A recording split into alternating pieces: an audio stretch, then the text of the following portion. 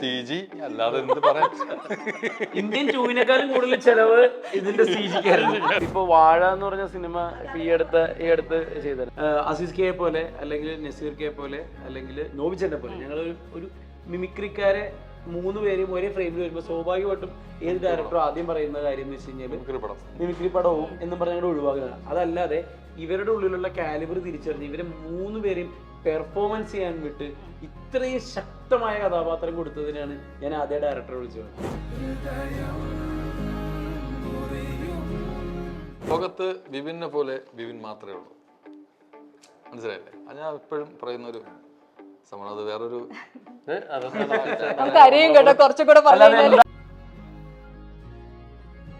പടത്തിന്റെ പേര് പറയില്ല, നടന്റെ പേരും ചോദിക്കരുത്. ഇതാണ് അവന് ചെയ്യാൻ പോണത്. അവിടെ കഴിഞ്ഞു, അവിടെ തന്നെ അയാളുടെ ചീട്ട് കയറി കഴിഞ്ഞു. ഒരു വ്യക്തി, ഞാൻ ആ ഉദ്ദേശിച്ച ആള് ഇന്ന് ഇൻഡസ്ട്രി പോലും ഇല്ല. സൗമ്യ ചേച്ചി അങ്ങനെ അധികം സെൻസിബിൾ ആയിട്ട് സംസാരിക്കാറില്ല, പക്ഷെ ഇത് ഞങ്ങൾ ഞെട്ടിപ്പോയി.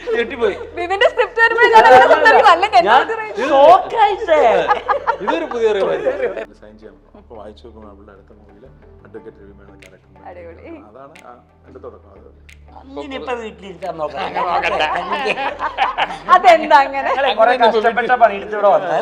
ഹാർവിയോറ, the exclusive collection of adenium plants.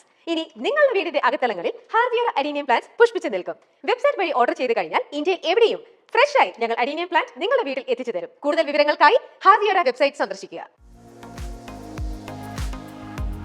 Hello, welcome to get set talk. ഇന്ന് എന്നോടൊപ്പം പുതിയ സിനിമയായ ഗുമസ്തന്റെ വിശേഷം പങ്കിടാനായിട്ട് എന്നോടൊപ്പം ടീം എത്തിയിരിക്കുകയാണ്. വളരെ പ്രോമിസിംഗ് ആയിട്ടുള്ളൊരു ടീമാണ്. ഇവരെ കാണുമ്പോൾ തന്നെ നമുക്ക് മനസ്സിലാവും സിനിമ ഒരു അടിപൊളി സിനിമയാണ്. ഭയങ്കര പ്രതീക്ഷയുള്ളൊരു ടീമാണ് കേട്ടോ നിങ്ങളുടേത്. അപ്പോൾ എന്തായാലും ഇൻട്രൊഡ്യൂസ് ചെയ്യുകയാണ്. ശ്രീ റോണി, ജെയ്സ്, ബിബിൻ ആൻഡ് അസീസ്. നമസ്കാരം. അപ്പൊ ഞാൻ ഈ ഗുമസ്തൻ എന്നുള്ള പേര് കേട്ടപ്പോഴേ കുറെ കാലങ്ങൾക്ക് പിന്നിലേക്ക് പോയി. കാരണം ഇപ്പോഴത്തെ ജനറേഷൻ ഈ ഗുമസ്തൻ എന്നുള്ള പേരൊന്നും അത്ര കോമൺ ആയിട്ട് പറയാറില്ല. ഇപ്പൊ അഡ്വക്കേറ്റിന്റെ ഓഫീസിൽ വർക്ക് ചെയ്യുന്ന ആളെയും ക്ലർക്ക് എന്നാണ് പറയുക, അല്ലെങ്കിൽ ക്ലാർക്ക്. അപ്പോൾ ഈ നമ്മുടെയൊക്കെ ചെറുപ്പകാലത്ത് വക്കീലിന്റെ ഗുമസ്തൻ എന്ന് പറഞ്ഞു എനിക്ക് ശരിക്കും ഇതിന്റെ നൊസ്റ്റാൾജി അടിച്ചു. അപ്പോൾ പേര് സൂചിപ്പിക്കുന്ന പോലെ തന്നെ ഒരു ലീഗൽ സെറ്റപ്പിലുള്ള ഒരു സംഭവമാണ്. കുറച്ചു നേരം മുമ്പ് ഞാൻ ഇതിന്റെ റൈറ്ററിന്റെ അടുത്ത് ഇതിനെ കുറിച്ച് പറഞ്ഞ് ചെറിയ തർക്കമായതാണ്. പറയായിരുന്നു, ഇപ്പോഴത്തെ ന്യൂ ജനറേഷൻ ആൾക്കാർക്ക് പലർക്കും ഗുമസ്തൻ എന്ന് പറഞ്ഞാൽ ആരാണെന്ന് പോലും അറിയാത്ത ഒരുപാട് പേരുണ്ടെന്ന് പറയുന്നത്. ചേട്ടാ അങ്ങനെ ഉണ്ടോ എന്ന് ചോദിക്കുന്നത്. ഇപ്പൊ അതേ കാര്യമാണ് ഇപ്പൊ പറഞ്ഞത്. അത്ഭുതപ്പെടാനില്ല. അതായത് ഇപ്പൊ ഒരു പാട്ട് നമ്മുടെ ജോൺസൺ മാഷിന്റെ ബന്ധാര ചെപ്പുണ്ടോ ആ പാട്ട് രണ്ടാമത് ഒരു പ്ലഗിനിൽ വന്നില്ല ചേട്ടാ, മോജോ ഒക്കെ പോലെ. അപ്പൊ പുതിയ തലമുറയുടെ വിചാരം അത് തൈക്കുടം ബ്രാൻഡിന്റെ. അപ്പൊ അങ്ങനെ വിചാരിക്കുന്നവരുടെ അല്ലെ, അതിന്റെ അപ്പുറം ഒന്നുമില്ല ഇത്. പിന്നെ ഈ ഗുമസ്തൻ എന്നുള്ള ക്യാരക്ടർ ഈ പേര് കറക്റ്റ് മാച്ച് ആവുന്ന എന്തുകൊണ്ടാന്ന് വെച്ചാൽ ഇദ്ദേഹത്തിന് ഒരു 60 വയസ്സ് പ്രായമുണ്ട്. അതായത് 45 വർഷം മുമ്പ് തുടങ്ങിയതാണ്. 16 വയസ്സിൽ പുള്ളി ഗുമസ്തൻ പണി തുടങ്ങിയ ആളാണ്. അപ്പോൾ ആ നാട്ടിൽ അയാളെ ഗുമസ്തനായിട്ട് വന്നു കഴിഞ്ഞു. അപ്പൊ അതുകൊണ്ട് ക്ലൈമാക്സും കൂടെ പറഞ്ഞ പിന്നെ സിനിമ അതാണല്ലോ എന്റെ ശ്രമം. അപ്പൊ അതുകൊണ്ട് അയാളെ ഗുമസ്തൻ അതല്ല, മമ്മൂക്കായിരുന്നു ക്ലർക്കുന്നിടായിരുന്നു ഇത്.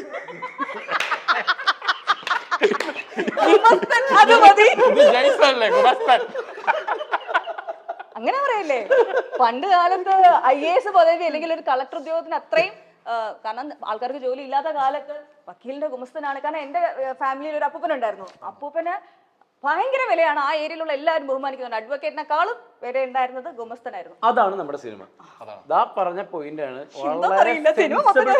ചേച്ചി സൗമ്യ ചേച്ചി അങ്ങനെ അധികം സെൻസിബിൾ ആയിട്ട് സംസാരിക്കാറില്ല, പക്ഷെ ഇത് ഞങ്ങൾ ഞെട്ടിപ്പോയി. ബിബിന്റെ സ്ക്രിപ്റ്റ്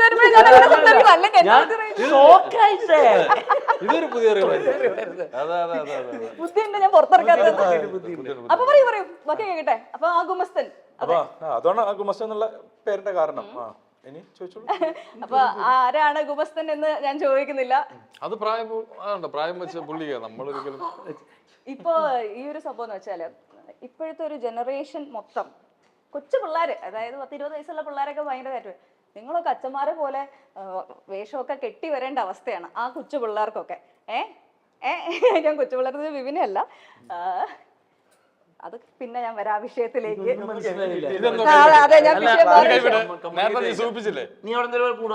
അല്ല, ഒരു ഇൻഫ്ലുവൻസ് ഇല്ലാതില്ല. കുറച്ച് നേരം ഇരുന്ന് കണ്ടതിന്റെ ഒരു ഞാൻ പറഞ്ഞു വന്നത്, അതായത് കൊച്ചു പിള്ളേരുടെ അച്ഛന്മാരായിട്ട് നിങ്ങളെ വേഷം കെട്ടിക്കുമ്പോൾ നിങ്ങൾക്ക് വിഷമം ഉണ്ടാവാറുണ്ടോ എന്നുള്ളതാണ് ഫസ്റ്റ് ചോദ്യം. ഒരിക്കലുമില്ല. കാരണം കൊച്ചുകുട്ടികളുടെ അച്ഛന്മാരാണല്ലോ ജീവിതത്തിൽ നമ്മൾ. കൊച്ചുപിള്ളേരുടെ അച്ഛന്മാരാണ്. ഇപ്പൊ വാഴ എന്ന് പറഞ്ഞ സിനിമ അതാണ് ഞാൻ പറഞ്ഞു വന്നത്. എനിക്ക് തോന്നുന്നു ഏജ് ഡിഫറൻസ് മാക്സിമം പോയി എത്ര ഉണ്ടാവും? ഒരു 10 വയസ്സിന്റെ ഏജ് ഡിഫറൻസ് ഉണ്ടാവുള്ളൂ. 10 ഉണ്ടാവില്ല, അവന് 30 സംതിങ്. അത്രേ ഉള്ളൂ. അത് പക്ഷേ നിങ്ങൾ ആലോചിച്ച് നോക്കി, വാഴ കണ്ടപ്പോൾ ഞാൻ അസീസ് കെയോടും അതിന്റെ ഡയറക്ടറെയും ഞാൻ വിളിച്ച് അഭിനന്ദിച്ചൊരു കാര്യം, ഞാൻ പേഴ്സണലി താങ്ക്സ് പറഞ്ഞതെന്ന് പറഞ്ഞാൽ, അസീസ് കെയെ പോലെ അല്ലെങ്കിൽ നസീർ കെയെ പോലെ അല്ലെങ്കിൽ നോബിച്ചേട്ടനെ പോലെ ഞങ്ങൾ ഒരു മിമിക്രിക്കാരെ 3 പേരും ഒരേ ഫ്രെയിമിൽ വരുമ്പോൾ സ്വാഭാവികമായിട്ടും ഏത് ഡയറക്ടറും ആദ്യം പറയുന്ന കാര്യം എന്ന് വെച്ച് കഴിഞ്ഞാൽ മിമിക്രി പടവും എന്നും പറഞ്ഞാൽ ഒഴിവാക്കുക. അതല്ലാതെ ഇവരുടെ ഉള്ളിലുള്ള കാലിബർ തിരിച്ചറിഞ്ഞ് ഇവരെ 3 പേരെയും പെർഫോമൻസ് ചെയ്യാൻ വിട്ട് ഇത്രയും ശക്തമായ കഥാപാത്രം കൊടുത്തതിനാണ് ഞാൻ ആദ്യം ഡയറക്ടറെ വിളിച്ചത്. അത് കിട്ടിയത് ഇവരുടെ ഭാഗ്യമാണ്. അപ്പൊ അതേപോലത്തെ കഥാപാത്രങ്ങൾ വരിക കിട്ടുക എന്ന് പറയുന്നതാണ് ഒരു നടന്റെ ഭാഗ്യം. അപ്പൊ അതില് മക്കളുണ്ടോ ഇതുണ്ടോ ഒന്നും ഒരു വിഷയമല്ല. നല്ല സ്ട്രോങ് ആയിട്ടുള്ള കഥാപാത്രങ്ങൾ തേടിയെത്തുക, അല്ലെങ്കിൽ ആ കഥാപാത്രങ്ങൾ തേടിയുള്ള നിങ്ങളുടെ യാത്ര തന്നെയാണ് നിങ്ങളുടെ ഒരു കരിയർ എന്ന് പറയുന്നത്. പക്ഷെ ഈ സിനിമയിൽ അങ്ങനെയല്ല. ആ ത്യാഗം ജേസൺ ചേട്ടൻ അനുഭവിച്ചില്ല. കാരണം കറക്റ്റ് മകന്റെ പ്രായം ഞാനത് കഷ്ടപ്പെട്ടു, അച്ഛാന്ന് വിളിക്കാൻ പറ്റില്ല, കഷ്ടപ്പെട്ടു. അതല്ലേ ഭയങ്കരമായിട്ട് കഷ്ടപ്പെട്ടു ഞാൻ. ആണല്ലേ? അപ്പാന്ന് വിളിക്കണോ?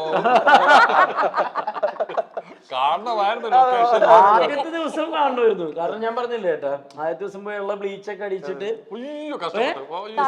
ക്രിസ്മസ് പപ്പേനെ പോലെ ഇരുന്ന് അത് കഴിഞ്ഞിട്ടാണ് ഇപ്പോഴത്തെ ആ കോലത്തിലേക്ക് എത്തിയത് അദ്ദേഹത്തിന്റെ. പക്ഷെ ഇത് ഗംഭീരായിട്ടില്ല, ഈ ഗെറ്റപ്പ് ഗംഭീരല്ലേ? അടിപൊളിയാണ്. മനസ്സിലാവുന്നില്ല ശരിക്കും പറഞ്ഞു കഴിഞ്ഞാൽ. നമ്മള് ഒരുപാട് വേഷങ്ങൾ കണ്ടിട്ടുണ്ട്, അത് ഫസ്റ്റ് ഡേ വന്നപ്പോഴും ഞങ്ങൾക്ക് ആർക്കും മനസ്സിലായില്ല, ആരോ പുറത്തൊക്കെ ഇറക്കി വിട്ടതാണ്. പുള്ളിയുടെ വളരെ പരിചയമുള്ള റിലേറ്റീവ് പുള്ളിനെ വേറെ അടുത്തേക്ക് അയക്കുക ഒരു പരീക്ഷണത്തിന് വിട്ടു. അവരിത് അതിന്റെ ഫുൾ ആൻഡ് ഫുൾ തല എന്തോ ഗ്രില്ല് എന്തോ ചെയ്ത് ഫുള്ള് പഴുത്തുപോയി.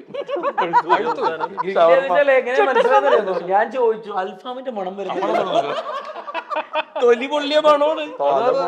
ശരിക്കും ഇത് തമാശയല്ലാതെ എനിക്ക് സീരിയസ്ലി പുള്ളിക്ക് പൊള്ളി തല ഭയങ്കര വലുപ്പം വെച്ചു, ഇവിടെ നീര് വന്നു. അത് ഓറഞ്ച് നിറമായി എന്ന് പറഞ്ഞാണ് പുള്ളി വന്നത്. ശരിക്കും പറഞ്ഞാൽ ഓറഞ്ച് ആയിരുന്നില്ല, അതിന്റെ ബ്ലഡും ബാക്കി സാധനം എല്ലാം കൂടി മിക്സ് ആയിട്ട് ഓറഞ്ച് നിറത്തിൽ രംഗോളി പരിവായിരുന്നു. പിന്നെ ഡോക്ടർ കൂടെ ഉള്ളതുകൊണ്ട് സത്യം പിന്നെ ഇങ്ങനെ ഈ കോലത്തിലേക്ക് എത്തിച്ചെടുത്തു. ഡോക്ടർ ഉണ്ടായിരുന്നോണ്ട് പൈസ മുടക്കിയതിലല്ലേ CG, അല്ലാതെ എന്ത് പറയാൻ. ഇന്ത്യൻ 2-നേക്കാളും കൂടുതൽ ചെലവ് ഇതിന്റെ CG-ക്കായിരുന്നു ഈ പടത്തിന്. പ്രൊഡ്യൂസറിന്റെ ഒരു സ്പെഷ്യൽ ഇന്റർവ്യൂ എടുക്കേണ്ടിയിരിക്കുന്നതിനെ പറ്റിയിട്ടുള്ള എക്സ്ട്രാ ചെലവുകൾ എങ്ങനെ കവർ ചെയ്യും? ഇപ്പൊ നമ്മൾ ഇന്റർവ്യൂ എടുക്കണം, അങ്ങനെ പടം റിലീസ് ആയിക്കോട്ടെ, അത് ബാക്കി പിന്നല്ലേ. ബാക്കി ഓക്കെ, നമുക്ക് സിനിമയുടെ എന്താ പറയുക റിലീസ് ആവുന്നതിന് മുന്നേ കേൾക്കേണ്ട കുറച്ച് കാര്യങ്ങൾ. ഇതിനകത്ത് ബ്രൂട്ടൽ ക്രിമിനൽ ബിയോണ്ട് ലോ ആരാണ്? ക്രിമിനൽ പുള്ളിയാണ്, ബ്രൂട്ടൽ ആയിട്ടുള്ള ആളും പുള്ളി തന്നെയാണ്. ബിയോണ്ട് ദ ലോ എന്താണെന്നുള്ള പറഞ്ഞു കൊടുക്കും. ഞാൻ വിചാരിച്ചു കേസ് സോൾവ് ചെയ്യുന്നതിൽ വലിയ ഒരു പങ്ക് വഹിക്കുന്ന ആളാണ് എന്ന് തെറ്റിദ്ധരിച്ചു. അതെ പുള്ളി ഗുമസ്തനല്ലേ, പുള്ളി അഡ്വക്കേറ്റിന്റെ സഹായിയല്ലേ. സിനിമ അങ്ങനെയാണ്, അഡ്വക്കേറ്റിന്റെ സഹായിയാണ്. തോമസ് വക്കീലാണ്. ക്രിമിനൽ കണ്ട നിങ്ങൾ ഞെട്ടും, ക്രിമിനലിനെ കണ്ട. അതൊന്നും പറയാം. നമ്മളെ മൂന്നെണ്ണം കേട്ടാ എന്നെ ഒരു തരത്തിലും പിടിക്കാതിരിക്കും. ഞാൻ ചുമ്മാ ഒരു സ്ട്രൈഡ് പിള്ള കിട്ടാതിരിക്കാൻ എക്സ്പ്രഷനില് ഒരു രീതിയിലും ഒരു ഇത് ഹൈഡ് ചെയ്യാന്നുള്ളത് അല്ലേ? എന്നാലും ഒന്ന് ഡീകോഡ് ചെയ്യാൻ ശ്രമിക്കണം. ഒന്ന് ഡീകോഡ് ഞങ്ങൾ വില്ലന്മാരാരാ വന്ന് ചോദിച്ചു നോക്കിണ്ടി കണ്ടുപിടിച്ചോ? ഡീകോഡ് ചെയ്ത് ഞങ്ങൾ 4 പേരിൽ ഒരാളാണ്. ഞാൻ തോറ്റു, തുന്നമ്പാടി. നമ്മുടെ ഇതിന്റെ സ്റ്റാർ കാസ്റ്റ് കണ്ട സമയത്ത്, സിനിമ ഷൂട്ടിംഗ് ഒക്കെ തുടങ്ങുന്ന സമയത്ത് തന്നെ നിങ്ങളുമായിട്ട് ഗുമസ്തൻ ടീമുമായിട്ട് അസോസിയേറ്റ് ചെയ്യുന്ന കുറച്ച് ആൾക്കാരെ എനിക്ക് പേഴ്സണലി പരിചയമുള്ളതുകൊണ്ട് തന്നെ ഈ സിനിമയുടെ കുറച്ച് ആൾക്കാരെ പറ്റി, അമലിനെയൊക്കെ പരിചയമുണ്ട്, ജോയ് ചേട്ടനെയൊക്കെ നന്നായിട്ട് പരിചയമുള്ളതുകൊണ്ട് തന്നെ സിനിമയുടെ കാസ്റ്റ് ലിസ്റ്റ് കണ്ടു. വണ്ടർഫുൾ കാസ്റ്റിംഗ് എന്ന് പറഞ്ഞു കഴിഞ്ഞാൽ നമ്മുടെ ഒരു സിനിമയിൽ നല്ലൊരു മാറ്റം വന്നിരിക്കുന്ന സമയമാണ്. നമ്മുടെ ഒരു കുറെ കാലം മുന്നേ വരെ നമ്മൾ വലിയ സ്റ്റാർസ്, സൂപ്പർ താരങ്ങൾ ഉണ്ടെങ്കിലാണ് നമ്മൾ തിയേറ്ററിലേക്ക് ഇടിച്ചു കയറും. പിന്നെ അല്ലെങ്കിൽ നല്ല സിനിമയാണെന്ന് പേരെടുത്തതിന് ശേഷമായിരിക്കും ആൾക്കാർ സിനിമ തിയേറ്ററിലേക്ക് പോകും. പക്ഷെ ഇപ്പൊ അങ്ങനെയല്ല. പ്രോമിസിംഗ് ആയിട്ടുള്ള ആക്ടേഴ്സ് ഉണ്ടോ, നല്ല ടാലന്റഡ് ആയിട്ടുള്ള ആക്ടേഴ്സ് ഉണ്ടോ, സിനിമ വിജയിച്ചിരിക്കും, സിനിമ തിയേറ്ററിലേക്ക് ആൾക്കാർ കയറും എന്നുള്ളതാണ്. ആൾക്കാർക്ക് ആ ഒരു ധാരണയൊക്കെ മാറി. അപ്പം നിങ്ങളുടെ ഒരു ടീം എന്ന് പറയുന്നത് എല്ലാവരും ഇൻഡിവിജ്വലി കുറേ നല്ല സിനിമകൾ ചെയ്തിരിക്കും. ഇൻഡിവിജ്വലി മാത്രമല്ല, നിങ്ങളുടെ കണ്ണൂർ സ്ക്വാഡൊക്കെ ഒരുമിച്ചും നിങ്ങൾ ടീമായിട്ടും ഒക്കെ ചെയ്തിട്ടുണ്ട്. നമ്മൾ പറഞ്ഞല്ലോ കണ്ണൂർ സ്ക്വാഡിന് ശേഷം ഇത്ര ശക്തമായ പോലീസ് ക്യാരക്ടർ ഗുമസ്തൻ. വീണ്ടും പോലീസ് കഥാപാത്രമാണോ? അത് എനിക്ക് മനസ്സിലായില്ല. ഞാൻ അല്ല നിങ്ങൾ എല്ലാവരും അപ്പൊ ഈ കഥാപാത്രം വീണ്ടും എന്താ പറയാ യൂണിഫോമിൽ കാണുന്ന സന്തോഷമുണ്ട്. യൂണിഫോമിലായതിൽ സന്തോഷം യൂണിഫോം അല്ലേ? അല്ല യൂണിഫോമിലാണ് ഞാൻ പറഞ്ഞത്. അതിനേക്കാൾ ഉപരി നമ്മള് അമലിനടുക്കാൻ രണ്ടാമത്തെ വർക്കാണ്. അമലിന്റെ ഇപ്പൊ റിലീസ് ആകാൻ പോകുന്ന സിനിമ ഇതാണെന്നുണ്ടെങ്കിൽ പോലും അമലിനടുക്ക് ഓൾറെഡി എതിരെ എന്നുള്ള സിനിമ ചെയ്തിട്ടുണ്ട്. അപ്പൊ അത് നമ്മളിപ്പോ അടുത്ത മാസം ഉണ്ടാവും. അപ്പോൾ അമലിനുള്ള ഒരു അടുപ്പം വെച്ചാണ് ഞാൻ കൂടുതൽ നോക്കിയത്. അപ്പൊ അമലിപ്പോ അത് പറഞ്ഞപ്പോ തന്നെ ഈ പോലീസ് വേഷങ്ങൾ കുറച്ച് നാളത്തേക്ക് കണ്ണൂർ സ്ക്വാഡിന്റെ ഒരു ഇമ്പാക്ട് കുറച്ച് നല്ലൊരു.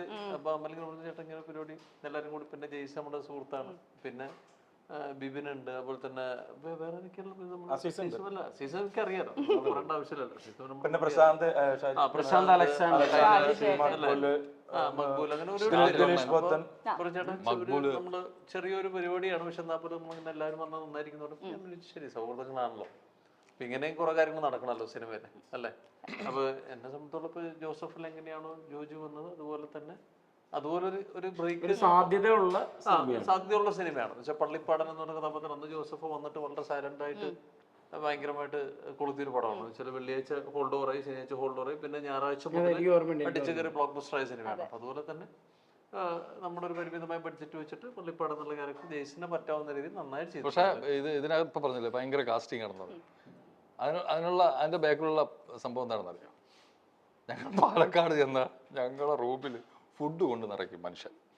അപ്പം ഞങ്ങളെ വിളിച്ചിട്ടാ ഞാൻ നായകനായിട്ടൊരു പടം ചെയ്യണം, ഒന്ന് ഹെൽപ്പ് ചെയ്യണം. ഒന്നും പറയാൻ പറ്റൂല. അപ്പൊ ആദ്യം അസീസ്ക പറഞ്ഞു അത് പറ്റൊന്നുമില്ല കേട്ടോ, ഞാൻ തിരക്കിലാണ്. നീ ആ മീൻകറി എത്ര ദിവസം കളി പറയുന്നല്ല. ഞങ്ങൾ പാലക്കാടൊക്കെ നമ്മൾ പോയി കഴിഞ്ഞാൽ നമ്മളെ സത്യം പറഞ്ഞ പ്രൊഡക്ഷന്റെ ഫുഡൊന്നും നമ്മൾ കഴിക്കില്ല.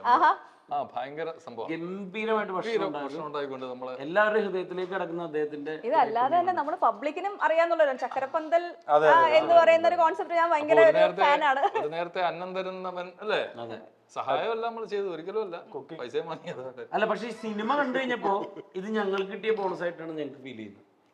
സത്യം എനിക്ക് കിട്ടിയ ഒരു വലിയൊരു അനുഗ്രഹമുള്ള റോളാണ് സത്യത്തിൽ. ഇതിൽ നല്ലൊരു പാട്ടുണ്ട്, അതുപോലെ അച്ഛനും മകനോടുള്ള റിലേഷനുണ്ട്, പ്രണയമുണ്ട്, വിരഹമുണ്ട്, അങ്ങനെ എല്ലാ തരത്തിലുള്ള ഐ എം സോ ബ്ലെസ്ഡ്. വിപിന്റെ കരിയറിന്റെ സ്റ്റാർട്ടിങ്ങിൽ ഞാൻ വളരെ ബ്ലെസ്ഡ് ആയിട്ടുള്ള ഒരാളാണ്. കരിയറിന്റെ സ്റ്റാർട്ടിങ്ങിൽ കൂടെ വർക്ക് ചെയ്യാൻ സാധിച്ചിട്ടുള്ള വ്യക്തിയാണ്. വിപിന്റെ സ്ക്രിപ്റ്റിൽ ഒരുപാട് ഷോസ് ഞാൻ ആങ്കർ ചെയ്തിട്ടുണ്ട്. ഞാൻ സൂര്യ ടിവിയിലൊക്കെ ആടാം പാടാം, രസികരാജ ഉൾപ്പെടെയുള്ള ഒരുപാട് ഷോസ്. അപ്പോൾ കുഞ്ഞിലേ അറിയാം എന്ന് തന്നെ വേണമെങ്കിൽ പറയാം. ഡിഗ്രിക്ക് പഠിക്കുന്ന കുഞ്ഞായിരിക്കുന്ന സമയത്തോട്ട് അറിയുന്ന ആളാണ്. അപ്പം ഭയങ്കര പ്രൗഡാണ് കേട്ടോ ആ ഒരു കാര്യത്തില്.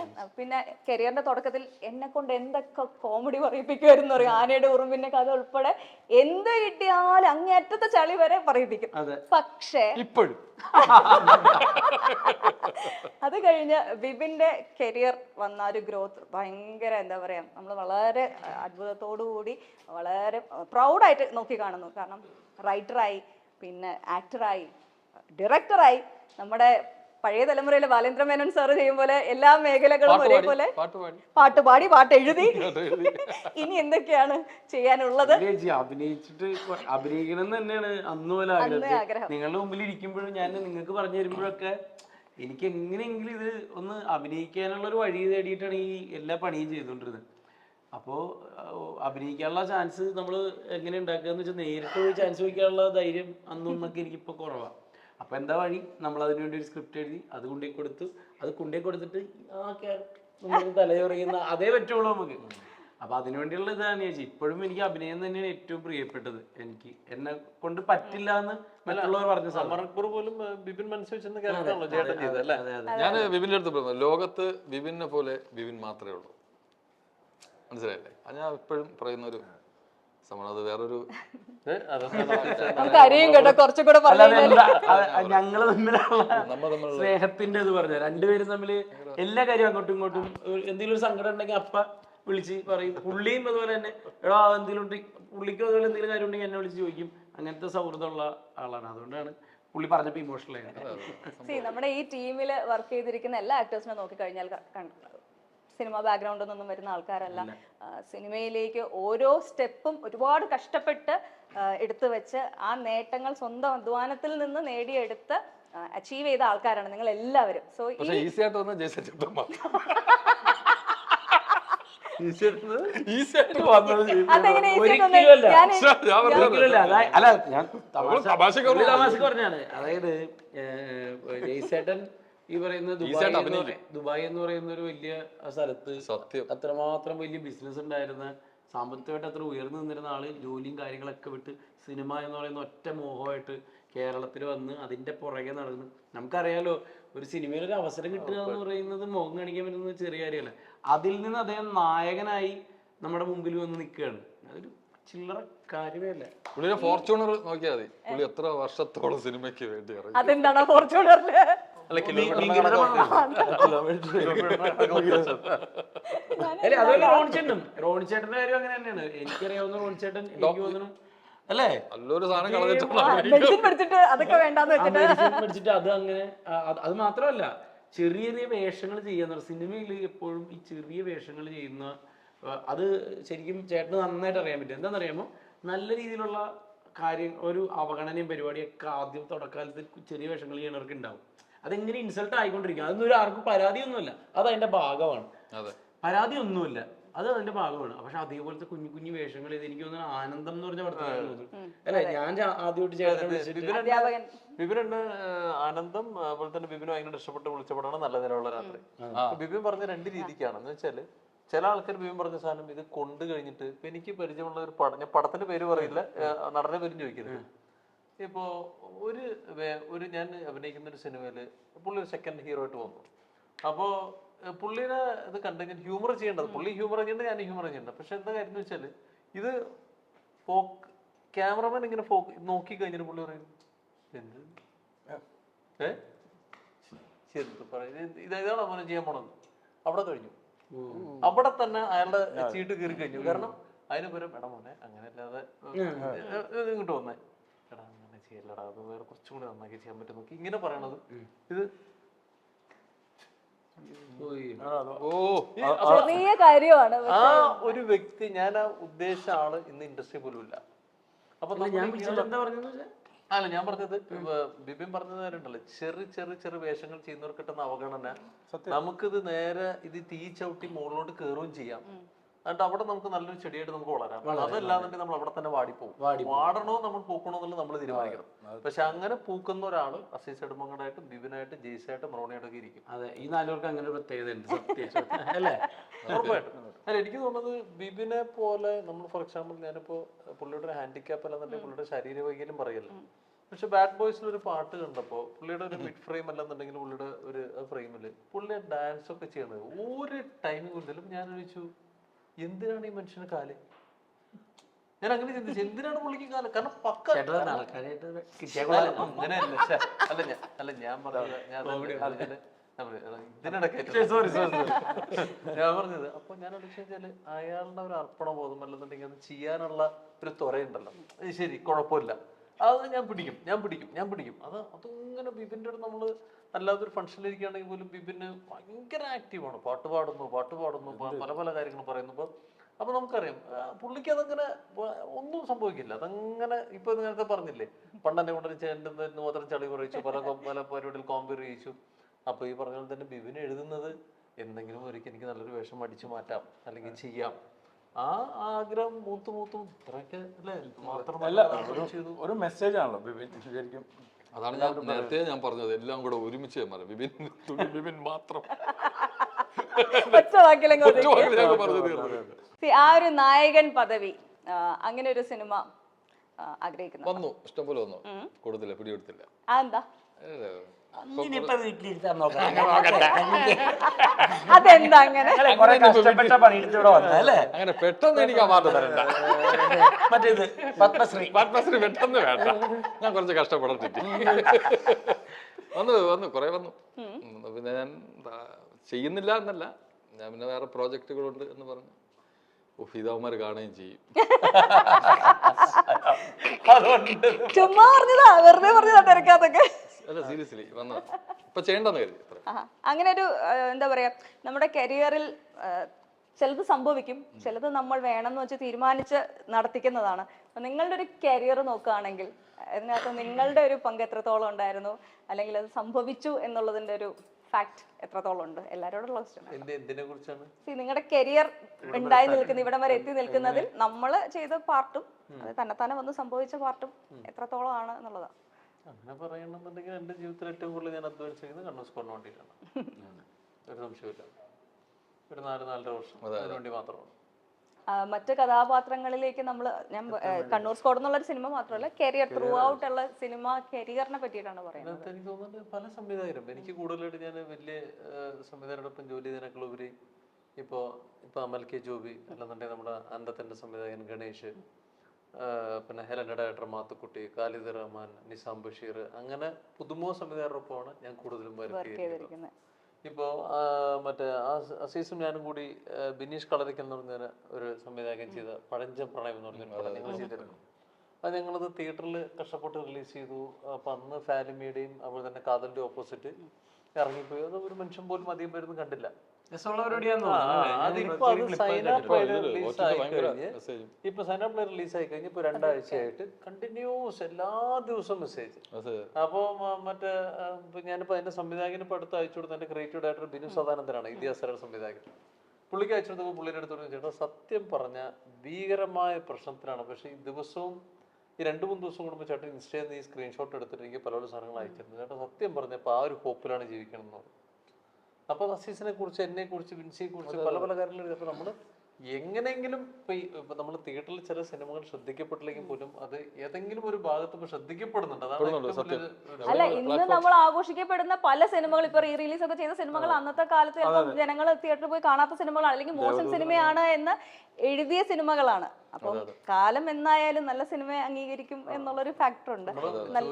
ചോദ്യത്തിലോട്ട് തിരിച്ചു വന്നപ്പോൾ കണ്ണൂർ സ്ക്വാഡും പിന്നെ അതുപോലെ തന്നെ ചില പടങ്ങൾ നമ്മൾ ഇങ്ങനെ പർപ്പസ്ഫുള്ളി നമ്മുടെ സാമ്പത്തികമുള്ള നമ്മുടെ ലാഭം മറ്റെന്താ പറയുക ഭയങ്കരമായിട്ട് നമ്മൾ ത്യജിച്ച്. അപ്പം അന്നൊക്കെ എനിക്ക് ഓർമ്മയുണ്ട്, അസീസ് അന്ന് ആ പടത്തിൽ വർക്ക് ചെയ്യുമ്പോൾ അസീസ് വളരെ തുച്ഛമായ വേതനത്തിലാണ് ഞാൻ വർക്ക് ചെയ്യുന്നത്. അപ്പോൾ അസീസിന് ഞാനും തമ്മിൽ ഞങ്ങളുടെ കോമ്പിനേഷൻ ഒരുപാടുണ്ട്. എൻ്റെ വളരെ അടുത്ത സുഹൃത്തുക്കളാണ്, ഭയങ്കര ഇമോഷണലി കണക്റ്റായിട്ടുള്ള കാരണം. ഇതേ ഗുണം എന്തെന്ന് വെച്ചാൽ എനിക്ക് പഴഞ്ചൻ പ്രണയം എന്നുള്ള പടം ചെയ്തിട്ടാണ് കണ്ണൂർ സ്ക്വാഡ് ചെയ്യുന്നത്. അപ്പൊ ഈ ഒരു പരിപാടി ഞങ്ങൾ പഴഞ്ചൻ പ്രണയത്തിനിടെ തന്നെ ഒരു കമ്പനി ആയതുകൊണ്ട് അപ്പൊ ഞാൻ അന്ന് അസീസിന്റെ അടുത്ത് ഹോട്ടലിൽ ഇരുന്നിട്ട് അല്ലെങ്കിൽ ഇങ്ങനെ ഒരു പരിപാടി പ്ലാൻ ചെയ്തിട്ടുണ്ട്, ഇതാണ് കഥ ഞാനൊന്ന് പറയുകയാണ്. അപ്പൊ അതില് അസീസിന് മുമ്പ് നമ്മള് പല ആക്ടേഴ്സും നോക്കിയിരുന്നു. അങ്ങനെ പിന്നെ അസീസിന് വീണു. അപ്പൊ അസീസിന്റെ അടുത്ത് ഞാൻ പറഞ്ഞിരുന്നത് വേറൊരു സീനിലൊരു ക്യാരക്ടറാണ്. ആ സീനില്ല, ആ സീൻ ഇപ്പൊ പിന്നെ അവസാനം അപ്പൊ അസീസിന്റെ എല്ലാ കഥ അറിയാം. അപ്പൊ അസീസ് ഒരു സീനെങ്കിൽ ഒരു സീൻ എന്ന് പറയുന്നത് അസീസ് നിൽക്കുന്നത്. പക്ഷെ അങ്ങനെ ഒരിടത്ത് വന്ന് ഞങ്ങൾ ബോണ്ടിങ് ആയി കഴിഞ്ഞ് നമ്മൾ അതുകൊണ്ടുള്ള ഗുണമെന്ന് വെച്ചാല് ഈ അടുപ്പം വന്നതിന്റെ ഗുണമെന്ന് വെച്ചാല് നമ്മള് സീനിൽ നിൽക്കുമ്പോൾ പോലും ആ ഒരു ഇന്റിമസി ഒരുപാട് വർഷങ്ങളായിട്ട് പരിചയമുള്ള പോലെ. ഞാനും അസീസും ശബരീഷും മമ്മൂക്ക, പിന്നെ മമ്മൂക്കയും നമ്മൾ അതുപോലെയാണ് ടേക്ക് കെയർ ചെയ്തത്. വെച്ചാല് അപ്പൊ നമ്മള് ഒരുമിച്ചിരുന്ന് കഴിക്കുക. അപ്പൊ നമ്മൾ കഴിക്കണ്ടെന്ന് പറഞ്ഞു, കഴിക്കടാ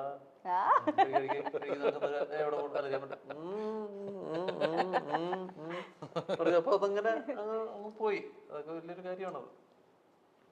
ഒരു എന്താ പറയാ, നമ്മളെ ഇത്രയും കഷ്ടപ്പെട്ട് കഴിഞ്ഞിട്ടാണ് നമ്മൾ ഈ ഒരു ഫേസിൽ വന്ന് ഇവിടെ ഇരുന്നതിനെ പറ്റി പറയുന്നത്. പക്ഷെ തിരിഞ്ഞു നോക്കുമ്പോ തിരിഞ്ഞു നോക്കലല്ല, നമ്മുടെ ജീവിതത്തിലേക്ക് തിരിഞ്ഞു നോക്കുമ്പോ ഇത്തിരി ഫിലോസഫിക്കലായിട്ട് പറയാമെന്ന് വിചാരിച്ചപ്പോ തിരിഞ്ഞു നോക്കി അപമാനിക്കുന്നു.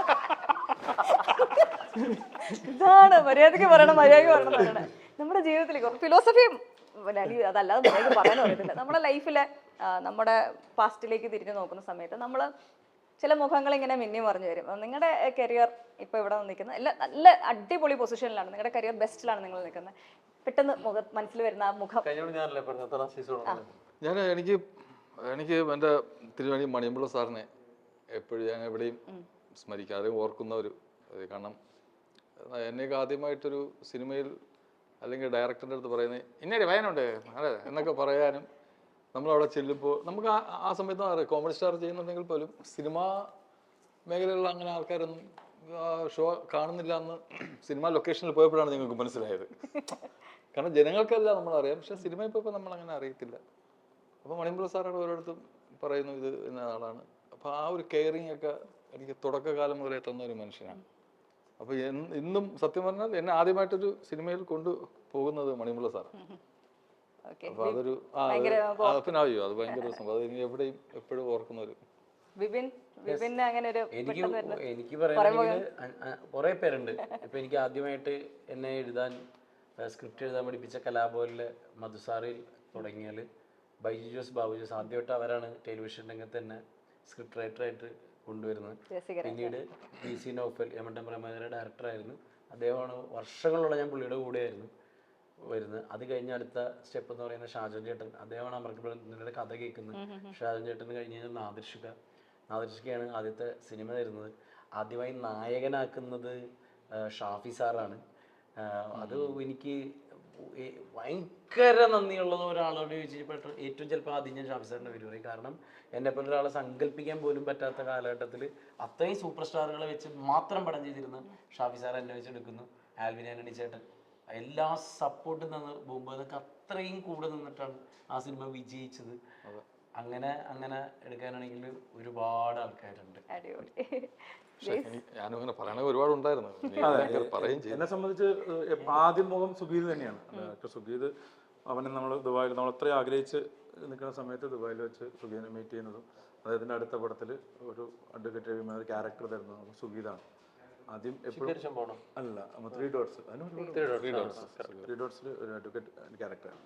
അപ്പോൾ അതാണ് എൻ്റെ സിനിമയിലേക്കുള്ള ആദ്യത്തെ എൻട്രി എനിക്ക് ആദ്യം കിട്ടുന്നത്. അതെൻ്റെ ഒരു ബർത്ത്ഡേക്ക് തന്ന ഗിഫ്റ്റാണ് പുള്ളി. അത് ദുബായിൽ വെച്ച് എൻ്റെ ബർത്ത്ഡേ. ആ ദിവസം പുള്ളിക്കാരൻ കാലത്ത് അന്ന് എൻ്റെ പപ്പയും മമ്മയൊക്കെ അവിടെ ഉണ്ട്. അവരൊക്കെ വീട്ടിലുണ്ടോയെന്ന് ചോദിച്ചിട്ടുണ്ടെന്ന് പറഞ്ഞു. ഞാൻ എന്താ വരുന്നു എന്ന് പറയുന്നു. വൈഫിനെ എല്ലാവരും വിളിക്കാൻ പറഞ്ഞു. എൻ്റെ അടുത്ത് ബർത്ത്ഡേക്ക് അതൊരു ഗിഫ്റ്റ് തന്നു. അത് കഴിഞ്ഞിട്ടൊരു പേപ്പറിൽ ഒരു എഗ്രിമെൻറ്റ് ഇത് ഉണ്ട്, അത് അതിൽ സൈൻ ചെയ്യാൻ പറഞ്ഞു. അപ്പോൾ വായിച്ചു നോക്കുമ്പോൾ അവളുടെ അടുത്ത മൂവിയിൽ അഡ്വക്കേറ്റ് രവിമ എന്ന ക്യാരക്ടറുണ്ട്. അതാണ് എൻ്റെ തുടക്കം. അത് പിന്നെ സപ്പോർട്ട് ഒരുപാട് പേര് എന്നെ സപ്പോർട്ട് ചെയ്തവരുണ്ട്. അവിടെ നിന്ന് വെച്ച് പിന്നെ മാർത്താണ്ഡനാണ് പിന്നെ നമുക്ക് പടത്തിലേക്ക് കൊണ്ടുവന്നു. അച്ചാദിനിലേക്ക് ക്ലീറ്റസിൽ ആദ്യം വരുന്നു, പിന്നെ അച്ചാദിന്, പിന്നെ അജയ് വാസുദേവ്, ഉദയേട്ടൻ, അങ്ങനെ അവിടെ നിന്ന് പിന്നെ നമ്മുടെ ഇങ്ങനെ ഒരുപാട് ജോണിച്ചനൊക്കെ ഭയങ്കരമായിട്ട് ലൈഫിൽ കൂടെ നിർത്തിയിട്ടുള്ള ആളാണ്. അങ്ങനെ ഒരുപാട് പേരുണ്ട്.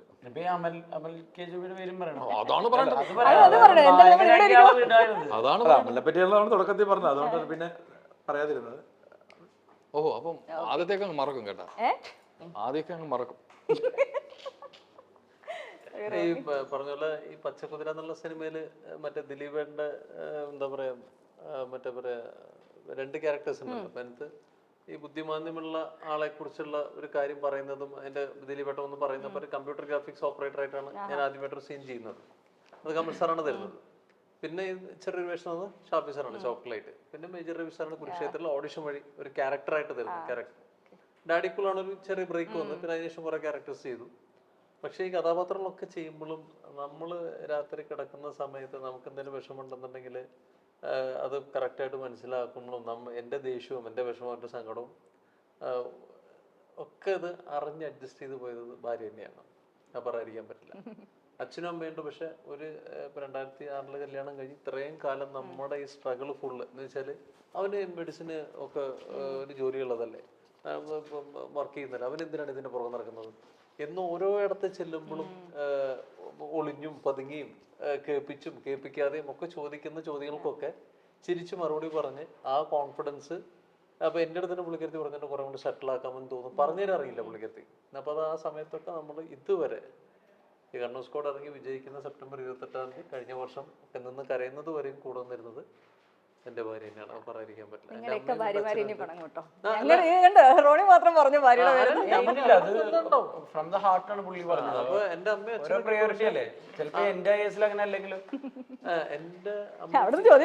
ഇപ്പൊ ശരിക്കും പറഞ്ഞ അനുജൻ അസിസ്റ്റന്റ് സിനിമാറ്റോഗ്രാഫർ ആവുന്ന സമയത്ത് ഇവൻ സിനിമാറ്റോഗ്രാഫിക്ക് അസിസ്റ്റന്റ് ആയിട്ട് പോകുന്നതിന്റെ വഴക്കൂടി ഞാനാ കേട്ടുകൊണ്ടിരുന്നത്. കാരണം ഇവൻ ബേസിക്കലി സോഫ്റ്റ്വെയർ എഞ്ചിനീയർ ആയിരുന്നു.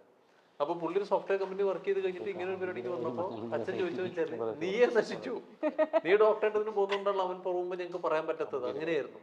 പക്ഷെ പിന്നെ ചരിത്രം മാറ്റിക്കുറിച്ച് അയാൾ സിനിമാറ്റോഗ്രാഫറായി, പിന്നെ ഡയറക്ടറായി. അനിയന്റെ സിനിമയിൽ എനിക്കൊരു മിത്തമുണ്ട്. ഫസ്റ്റ് പുതിയ നിയമത്തിലെ ആദ്യത്തെ സീൻ ഷൂട്ട് ചെയ്തപ്പോ ഞാനും ഉണ്ട് ആ ഫ്രെയിമില്. അപ്പൊ അങ്ങനെ ഒരു വക്കീൽ ഓഫീസ് ആ ദിവസം ഞാനവിടെ പൊന്നമ്മ ചേച്ചിയുടെ മോളായിട്ട് അഭിനയിച്ച ഞാനാ. അനുജൻ ക്യാമറയുടെ പുറകിൽ ഇരിക്കുമ്പോൾ ഞാൻ ഇപ്പുറത്ത് ജനലിന്റെ അവിടെ ആ ഷൂട്ടിങ് നിൽക്കുന്നുണ്ട്. ആ റൂമിൽ എന്റെ ഓർമ്മിച്ചാണ് പൊന്നമ്മ ചേച്ചി, സോഹൻ. അല്ല ഞങ്ങൾ മൂന്നുപേരും മാറി, നിങ്ങൾ അല്ല ഒരു നിമിത്തമായിട്ട് എനിക്ക് ഭയങ്കര കണക്ട് ചെയ്യാൻ പറ്റില്ല.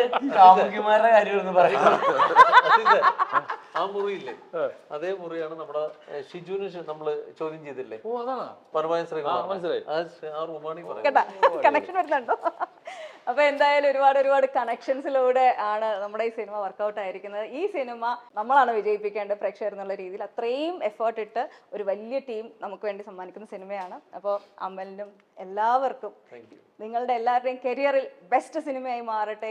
ഇതിനുശേഷം ഒരുപാട് ഉയരങ്ങളിൽ എത്തിച്ചേരാൻ ആശംസിക്കുന്നു. Thank you.